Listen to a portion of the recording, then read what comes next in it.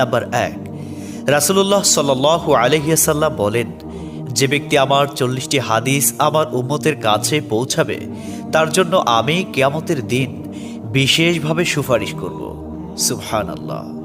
Number 2, মানুষের মধ্যে যারা মৃত্যুকে বেশি করে স্মরণ করে এবং তার জন্য প্রস্তুতি নেয় তারাই সবচেয়ে বুদ্ধিমান।